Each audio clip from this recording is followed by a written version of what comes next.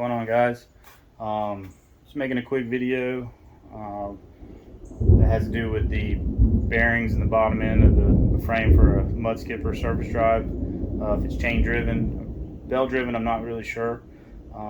If there's a difference. This is a Revolution that I got, and basically the bearings seized up and got messed up and got real loose, and I was having issues with the chain because it put a lot of slack in the chain. So ended up taking it all apart. It's a little tricky if you don't know how to do it, but what we have here is the shaft that's inside the frame.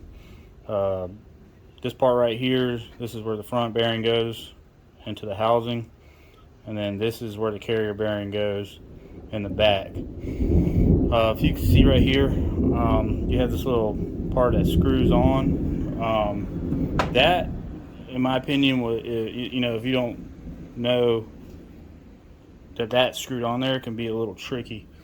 I'm looking for the piece right now. It went underneath there. Give me a second.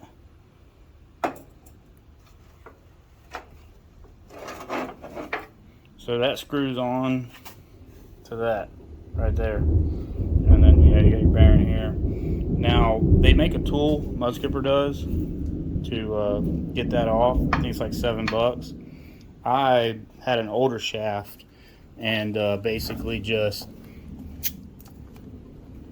took off the shaft part that goes in and welded a bolt that goes on it, and that worked out good for me. I just put an impact gun on it, and that was it. Now inside here you'll see, let's see if I can get see that back there, that's where that carrier bearing sits. That can be a little tricky to get out too. I used a heavy-duty pick from Mac Tools, and I just kind of worked it around the back and pulled it out. Some people use a slide hammer. And then going on back to that part that screws on to that shaft, more than likely you're gonna have to put some heat on it to get that off. It was somewhat of a pain in the butt. Now, as far as the chain goes, I did have to get a new chain. I ordered one from Mudskipper. They have one in stock, but also Nitro Chain has them, and there's a British company that sells them as well. So you can order one from there. You're not going to be able to get those bearings from like a store with that part number that comes off of them. So I measured them out. I got this one from O'Reilly's. It's a 20F National. All right, that's that front bearing that goes in that housing, and then I have the back bearing, which is a National, and that was a 104cc. So hopefully I saved some of you guys a little bit of time if you're replacing those. So got the chain, the bearings back in, everything, and it's running good. As far as being here at the house, everything sounds good. I'm gonna probably take it out tonight. It's a little stormy. Should slack off around 8, so I'll run it down the river a little bit tonight. Boat's lit up, so we're good there. And I got buddies with boats in case something goes wrong. But yeah, everything went back together pretty good. Those bearings, they're a pain to get out, so remember that when you're putting them in, because you got to press them in. I used a rubber mallet and a piece of wood for the most part, and then the housing bearing, with this housing right here goes on. I pushed it on, I greased it up, and basically did like an X pattern on the bolts, and it pressed onto that bearing pretty good. So just wanted you guys to, if you go to do it and you're like, man, this thing's snug, it don't want to go in, it'll go in, and you just got to remember how hard it was to get out, especially that back one. The front one not too bad, but that back one, that one was a pain. And yeah, I think it just getting water in it. These things get water in it, and then heating up sometimes. It cracked the bearing. It did a lot of damage to the bearing, but looking forward to taking it out tonight and seeing what it does.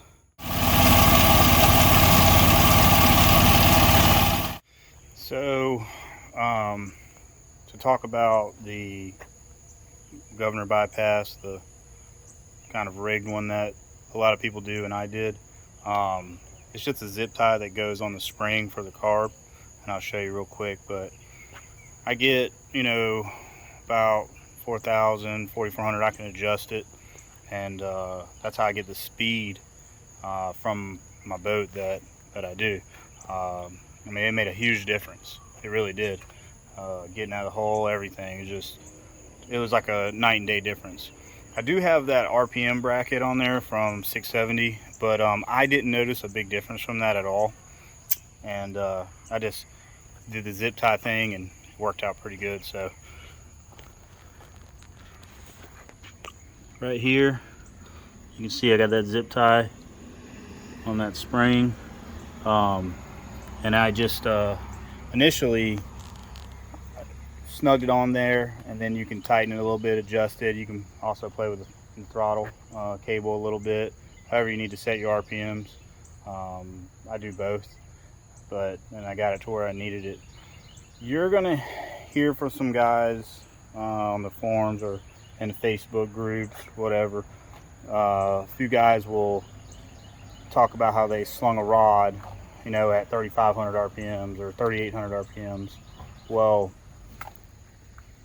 the fact of the matter is, I've been running this motor like this for a while, beating the shit out of it. Everywhere I go, WOT, everywhere. You know, if I can run it full throttle, wide open, I'm running it. And, you know, if you're a mechanic, you know as well as I do, not everything, not every car, not every motor, not every motorcycle, whatever, is built the same. Predator says, you know, anything under 5,000 RPMs is fine. And that's kind of what I go off of. And I also check my oil for metal all the time. You know, I check the plugs. I mean, I'm maintaining the motor. And I think that has a big deal to do with it. I put a little tack on it. I got off Amazon. It works good. It's cheap as hell. Right here. So I can monitor it. And that does the job. So, you know, as far as the little bypass, try it out at your own risk, obviously. But yeah, I know a lot more guys have not had issues with it than some of those guys that want to run their fucking mouth. You know what I'm saying? So try it out. If you watched the video, thanks. Drop a comment below if you want. Any questions, just let me know. And I appreciate you watching. Thanks.